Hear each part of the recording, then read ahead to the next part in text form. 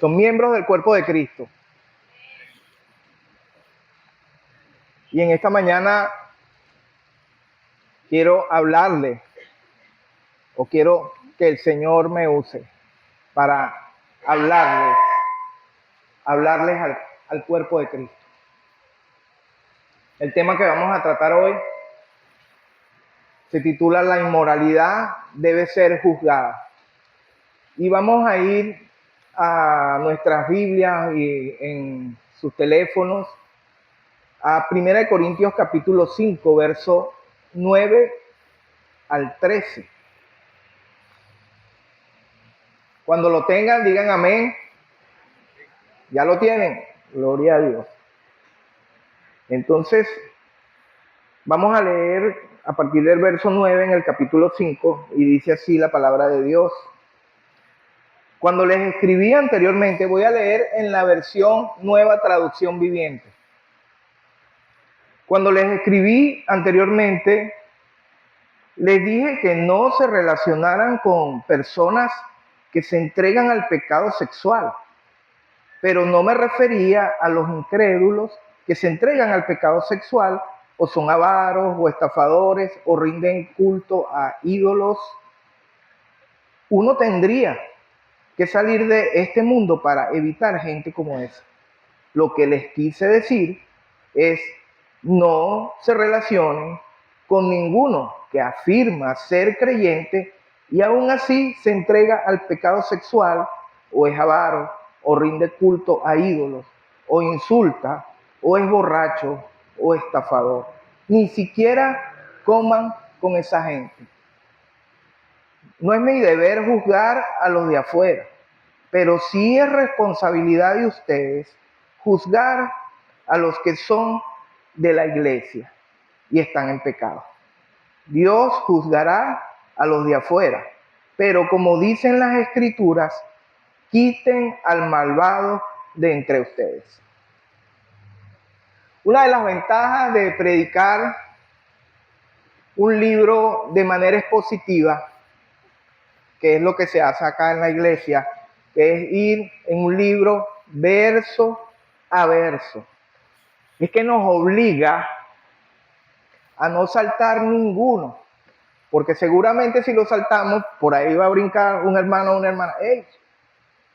Falta el capítulo 5, verso 9 al 13, hermano. ¿Qué pasó? ¿No van a exponer algo sobre eso? Es bastante incómodo esto que voy a decir. La Escritura dice, el Señor Jesucristo dice, la verdad les hará libres. Conocerán la verdad y la verdad los hará libres. Y por ahí hay un dicho muy venezolano que dice, la verdad duele. Entonces, la verdad duele, pero nos hace libres. Y realmente, como somos parte del cuerpo de Cristo, por eso enfaticé miembros del cuerpo de Cristo. Somos una familia y normalmente cuando estamos en familia, tratamos a las personas de la familia de una manera muy distinta a como tratamos a una persona de fuera. Si nosotros vemos a un niño, ¿se escucha bien? Yo creo que es mejor así. Si nosotros tenemos un niño, ¿verdad? O vemos un niño en un lugar que no es nuestro, no es hijo, no es nieto, etcétera, y lo vemos con una pataleta, si es nuestro, seguramente lo vamos a tratar de una manera muy distinta a como tratamos a un niño o como vemos a un niño que no es nuestro. Quizá lo veamos, pero no decimos nada, posiblemente. Pero como es nuestro, lo vamos a tratar de una manera diferente. La relación de familia me dice cómo debo accionar. En nuestro texto de hoy, Pablo habla de la relación en la familia de Dios, la iglesia. En particular se refiere a cómo la iglesia debe tratar a aquellos que tienen un comportamiento impío. Eso va a depender de una pregunta. Estas personas, ¿sí? De una pregunta. Estas personas forman parte del cuerpo de Cristo, la iglesia. La respuesta a esa pregunta es la enseñanza central de este pasaje. El cristiano juzga la perversión en la iglesia, Dios en el mundo. En la iglesia debemos juzgar y disciplinar a alguien. Si es así, ¿a quién debemos juzgar y disciplinar?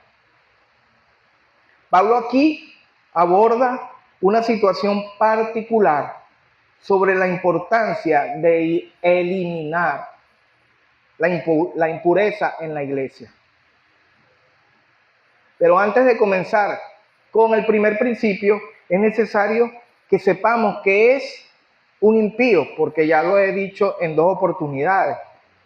Un impío es una persona falta de piedad, una persona indiferente y falta de respeto por lo sagrado y por el comportamiento cívico, según las costumbres. Eso es un impío.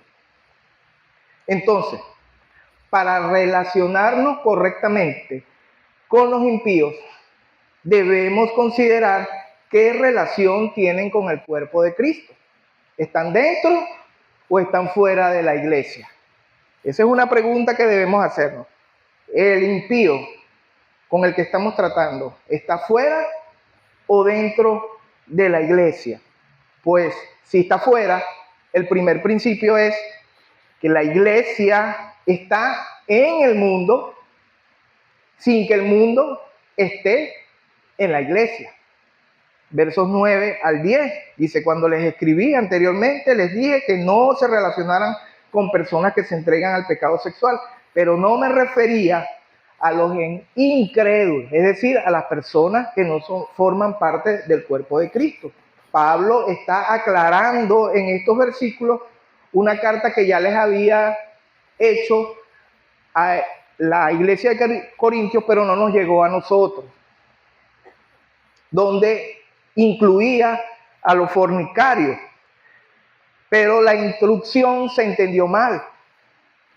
No les pidió que se alejaran de la gente del mundo, sino que se juntaran con aquellos, que no se juntaran, corrijo, con aquellos que diciendo ser creyentes,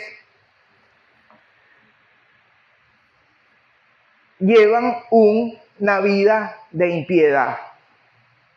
Obviamente los creyentes tenemos y debemos estar y relacionarnos con los no creyentes. ¿Por qué? Porque tenemos que relacionarnos con nuestra familia, tenemos que relacionarnos en el trabajo y tenemos que relacionarnos en la comunidad. Y obviamente en esos lugares hay mucha gente que no es creyente. Entonces la iglesia jamás pudiera aislarse del mundo. Sin embargo, eso no significa que los cristianos tengamos que vivir como ellos viven, como el mundo vive. Debemos mantener tanto la pureza en la iglesia como nuestro contacto con el mundo. No es una cosa o la otra, es esa cosa y la otra, es decir, relacionarnos con el mundo, pero mantener la pureza en la iglesia. Pensemos en la iglesia y en nuestra vida como un bote salvavidas. Está navegando en el mar del mundo de pecado. Y si queremos mantener nuestra posición de ir a salvar a esas personas, nos tenemos que mantener dentro del bote, sin dejar que entre agua al bote. Tenemos que estar pendientes porque seguramente si usted está en medio del mar y encuentra que hay una abertura en el bote y empieza a entrar agua, ¿qué hace usted? Lo primero que usted hace, la primera reacción que haría yo, es empezar a tratar de sacar agua del bote. No me voy a hacer indiferente, ay, está entrando agua, que se hunda, que si se hunda te ahoga. Entonces, esa debe ser nuestra actitud, tener una relación con el mundo, pero mantener el bote en buen estado. Nosotros lo que le ofrecemos al mundo es evangelio, no condenación. No debemos estar señalando al mundo. Mira lo que hace, mira lo que dice, mira cómo vive, porque eso es normal. Es normal esa conducta. Cosa contraria es que esa conducta esté acá adentro. Y eso es lo incómodo. Pero estamos en familia, ¿verdad? Entonces vamos a hablar de esa conducta, de ese vivir, de muchos creyentes que dicen ser creyentes, pero no lo son.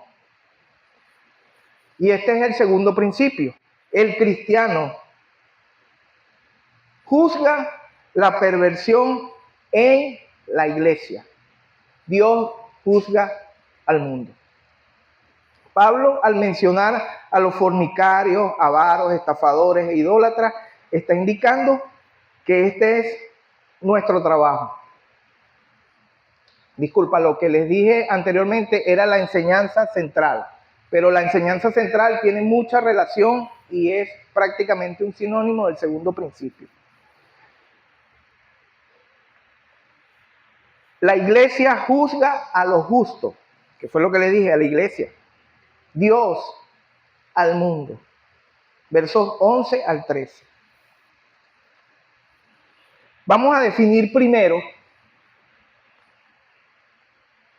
cosas o términos que hablan estos versículos del 11 al 13.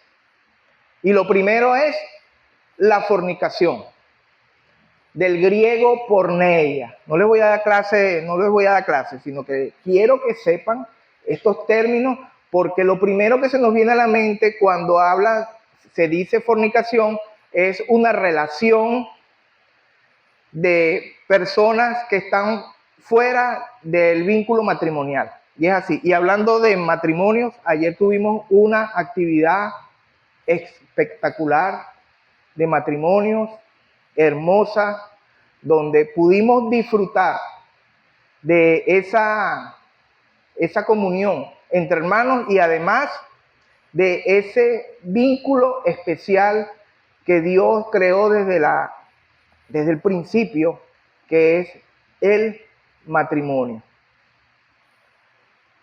Entonces, vuelvo al punto, fornicación no es solamente una relación de personas que no están casadas. Ese es un término general. El término griego porneia abarca mucho y de donde viene la palabra pornografía. Entonces, no es solamente lo que les dije, sino que incluye ver pornografía, la masturbación, pensamientos impuros que van a venir, pero que nosotros tenemos, como dice la palabra, resistir al diablo y él huirá de vosotros. No vamos a pelear con él, vamos a resistirlo. ¿Con qué lo vamos a resistir? Con la palabra de Dios. Avaro, personas con un deseo excesivo por la búsqueda de riqueza, estatus y poder. Yo en estos días le decía a una hermana, hay hermanos que le dan un rollo de papel toalé para que se paren en el baño y se creen el dueño del baño.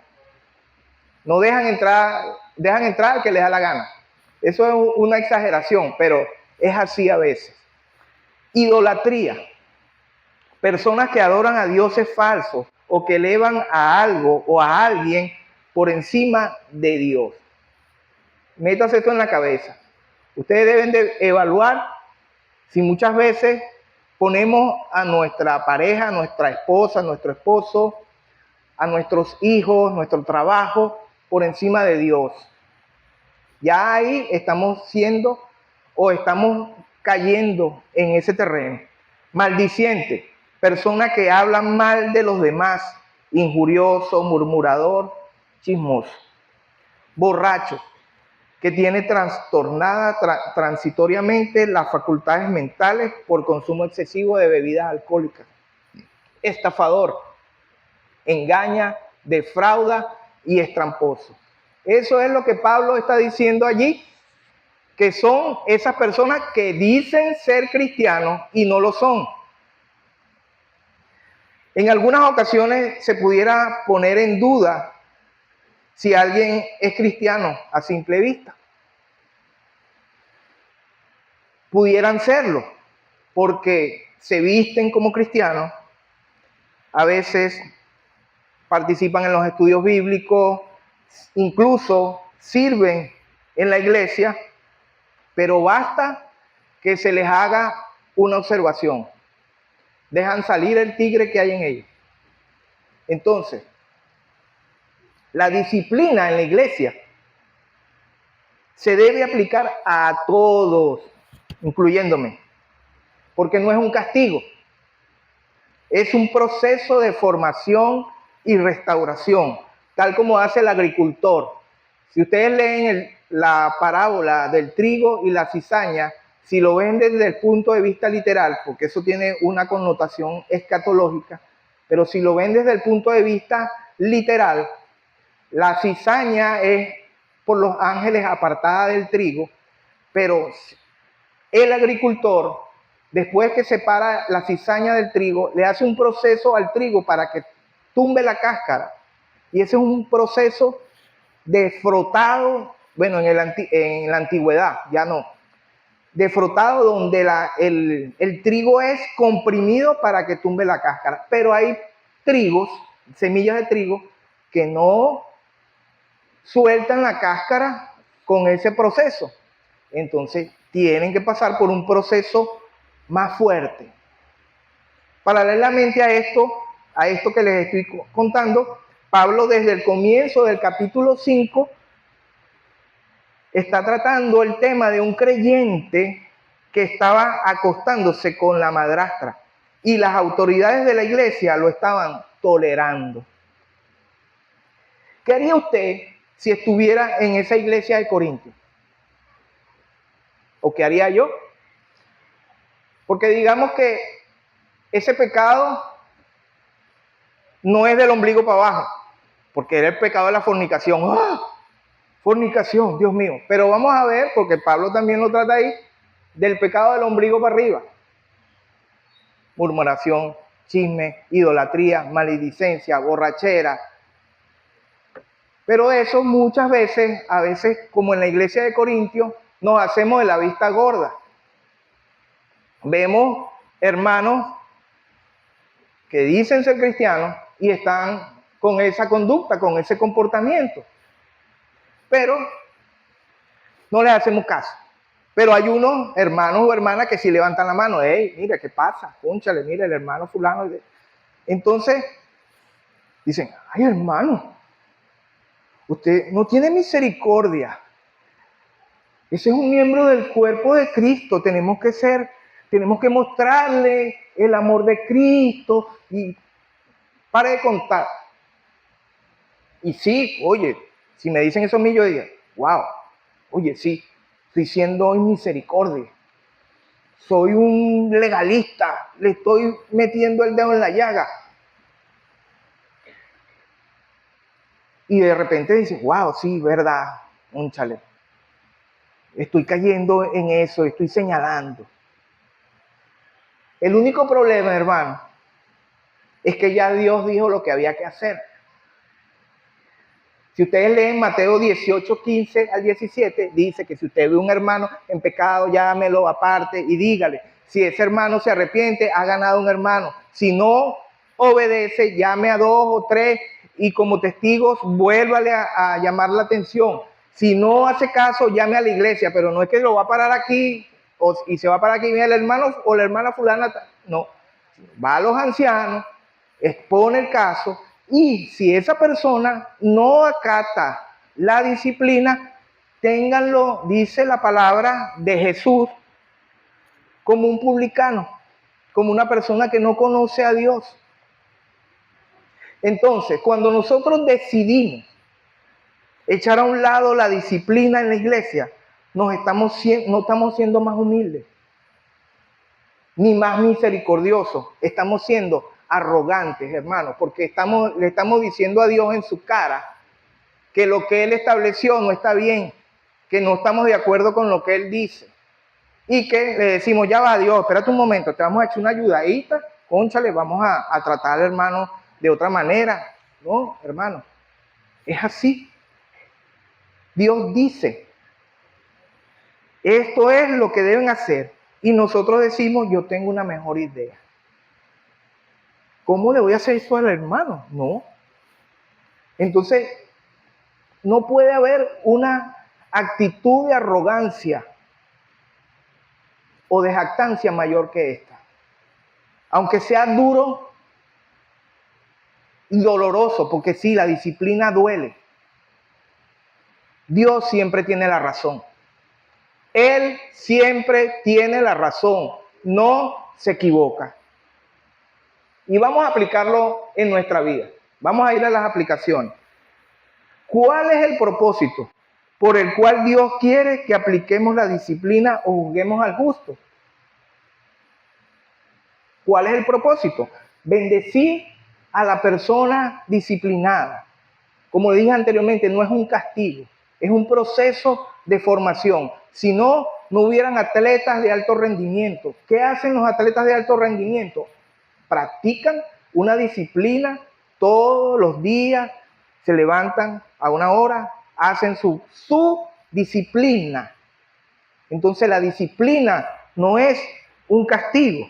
El apóstol Pablo, aunque no había cometido pecado, él dice en 2 Corintios 12:7 que habían puesto un mensajero de Satanás para que lo abofeteara.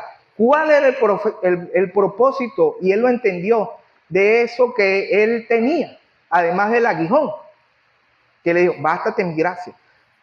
Tenía ese mensajero de Satanás para que lo mantuviese humilde. Ese era el propósito. Entonces, hermanos, ¿cómo debemos nosotros juzgar y disciplinar? No debe ser en forma de misericordia. Debemos actuar con una tristeza en el corazón y dolor. Cuando les dije miembros del cuerpo de Cristo, imagínense a personas que les amputan partes de su cuerpo. Obviamente les duele, pero ¿qué más sienten? Ausencia. Creen que lo tienen y van a agarrar algo y ya se dan cuenta que no está y les duele. Esa debe ser nuestra actitud cuando un miembro del cuerpo de Cristo está en esa situación. Nos debe doler. Te debe doler, hermano. No puedes estar indiferente al pecado de tu hermano, porque es un miembro del cuerpo de Cristo, o dice ser él un miembro del cuerpo de Cristo. El alfarero, hermano, cuando fabrica la vasija, si esa vasija tuviese vida, cuando la va a meter al fuego, imagínense, el alfarero dice, te tengo que meter al fuego. Es necesario pasarte por esta disciplina para que cuando salga tengas la fuerza de mantener lo que voy a introducir en ti. Porque si te dejo así, te vas a dañar, te vas a requebrajar en cuanto venga la presión. Entonces, es necesario, hermano, la disciplina. Por otra parte, juzgar en la iglesia no debe hacerse con soberbia o con un espíritu de yo soy mejor que tú. Hermano, ¿cómo es posible que usted haya caído en ese pecado? No. Los espirituales debemos de restaurar, como dice Gálatas, con espíritu de mansedumbre, considerándonos a nosotros mismos, no sea que seamos también tentado. Porque olvídese, hermano, usted y yo somos susceptibles de caer en pecado. Aún tenemos esa tendencia a pecar. No somos pecadores porque ya no lo practicamos, pero es posible que caigamos. La única diferencia es que ya el pecado no nos gobierna, pero está en nosotros, no el pecado, sino la tendencia a pecar. Por eso, hermanos, debemos de estar firmes. Pero el que se crea que no, yo no voy a caer en eso, cuídese. Cuídese, hermano. Cuidado, cuidado. Hay otro propósito más en la aplicación de la disciplina en la iglesia. Preservar la pureza de la iglesia. La tolerancia al pecado no es en realidad una muestra de amor, es un tremendo peligro que al final de cuentas debilitará a la iglesia desde adentro. Cuando veamos entrar al pecado no podemos estar indiferentes, debemos de tratarlo, si es en nuestra vida más todavía. Los corintios y muchas iglesias hoy en día han entendido mal la gracia, creen que bueno, ya yo soy salvo, si yo igualito me voy al cielo, haga lo que haga. De ninguna manera, hermano. Cuando una persona profesa ser cristiana, deben tener una vida sin perfecta. Y perfecta es, no es que no va a cometer errores, sino perfecta es que se atiene, que se ajusta a lo que dice la palabra de Dios. John MacArthur dijo, nunca está la iglesia más en armonía con el cielo que cuando se trata con el pecado para mantener la iglesia pura. Claro está, tratar con el pecado no siempre es disciplinar o excluir al miembro que peca. Muchas veces con un llamado de atención en privado basta. No es solo tratar responsablemente con el pecado, sino que también debemos de celebrar con gozo cuando una persona, un miembro de la iglesia que estuvo en pecado, ha sido restaurado. No podemos ser indiferentes a eso. Estar adorando y ser indiferente, eso no tiene ninguna conexión. ¿Qué otra cosa debemos hacer? Marcar la diferencia, tanto aquí como en la calle. Veremos un punto importante acá, que el verso 11 al final dice, ni siquiera coman con esa gente. Esto puede parecer drástico, pero lo que está diciendo aquí es que la pureza de la iglesia es tan importante que si una persona dice ser creyente, pero vive abiertamente como un pagano, los miembros de la iglesia deben mostrar a los demás que ese no es el comportamiento. Debemos estar comportándonos diferente. Yo cuando evangelizo a una persona y esa persona me hace referencia al mal testimonio de un cristiano, le digo, cuando usted ponen enfrente suyo, pusieran enfrente suyo un vaso de agua sucia y un vaso de agua limpia, ¿cuál se toma? Obviamente va a tomarse el vaso de agua limpia. Bueno, así hay cristianos y cristianos, que las palabras hablan mucho más, las acciones y las actitudes hablan mucho más que las palabras. Esto es lo que Pablo está diciendo. No tengan nada que ver con la conducta y proceder de esos hermanos. Además, el liderazgo debe tomar acciones en este sentido, así como cada miembro debe cuidar cómo habla, qué habla, sus acciones, sus actitudes, no sea que terminen enredados con los asuntos de este mundo. Vuelvo y repito, esta enseñanza es incómoda, pero contiene una advertencia que la iglesia de Cristo necesita escuchar, porque el peligro del que hablaba Pablo, de caer en estos pecados, estos extremos, está aún latente. Necesitamos mantener el bote de la iglesia navegando sobre el agua, no dejando que se meta dentro. Para hacer esto debemos mantener la santidad genuina dentro, sin dejar de mantener el contacto con un mundo que día a día está en una carrera hacia su destrucción, dentro del cual debemos nosotros funcionar, dentro de ese mundo, como sal y luz.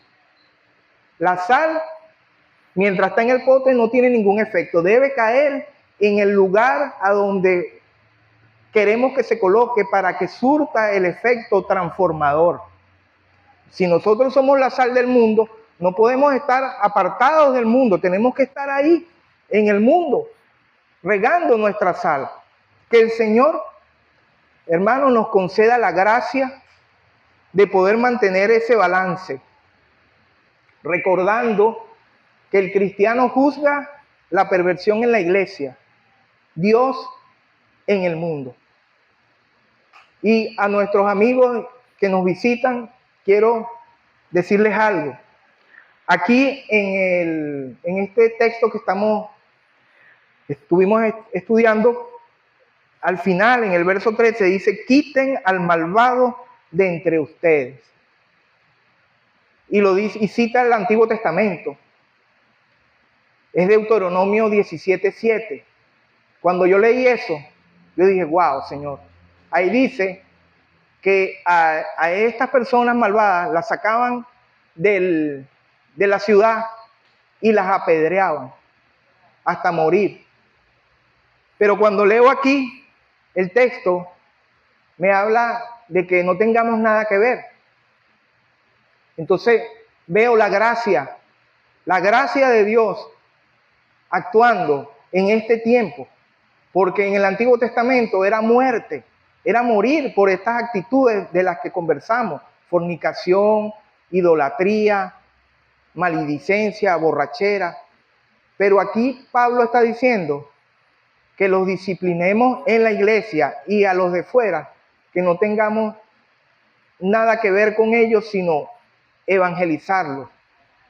Y hablo de la gracia, hermanos y amigos, porque este es el tiempo de la gracia. Pero va a llegar un tiempo que creo yo que la gracia va a ser quitada cuando la iglesia parta con el Señor. En un abrir y cerrar de ojos, dice la Biblia, que va a venir Jesús por la iglesia. Es en cualquier momento. ¿Cuántas veces espabila usted? Yo espabilo mucho, no sé usted, pero yo sí. Y en cualquier momento va a venir Jesús.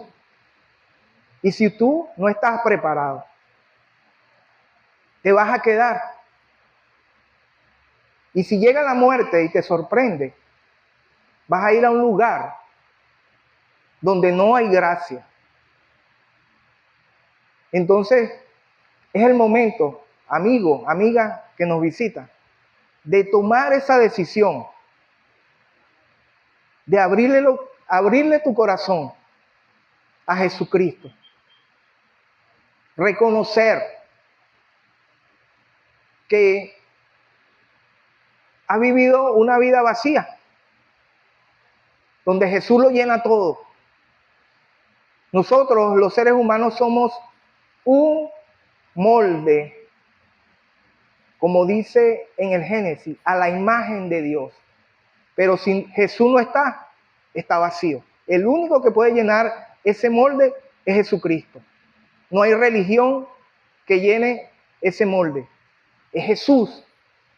Jesús, el Hijo de Dios, que murió en la cruz, que no escatimó el ser igual a Dios, sino que se hizo hombre, y siendo en la figura de hombre, se hizo siervo, y siendo siervo, fue llevado a una cruz y murió de una forma cruenta, no por él, porque él dijo: yo entrego mi vida y la vuelvo a tomar. O sea, la muerte no tenía potestad sobre él. Ese es el Jesús del que te estoy hablando. El Jesús que venció la muerte, que pagó por ti el pecado y por mí también. Voy a hacer una oración. Si usted, amigo o amiga que nos visita hoy, la hace, pero la hace realmente consciente de lo que está diciendo y abre su corazón a Jesús, en este día tú vas a comenzar a ser miembro de este cuerpo de Cristo. Señor Jesús, en esta mañana reconozco mis transgresiones, mi pecado. Me arrepiento de corazón. Te pido, Señor, que entres en mi vida. Abro las puertas de mi corazón y de mi vida a ti. Comienza, Señor, a transformarla, a ser esa persona que tú quieres que sea según tu palabra. Y ayúdame, Señor, a vencer todas mis debilidades con tu fuerza. En esta mañana te doy gracias. Amén.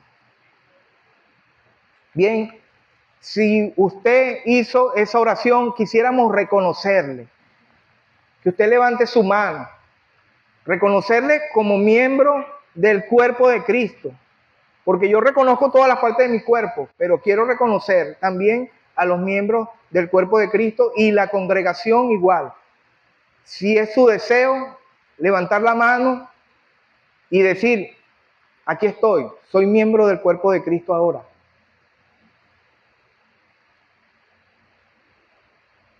Dios te bendiga y te guarde. Y Dios le bendiga y les guarde.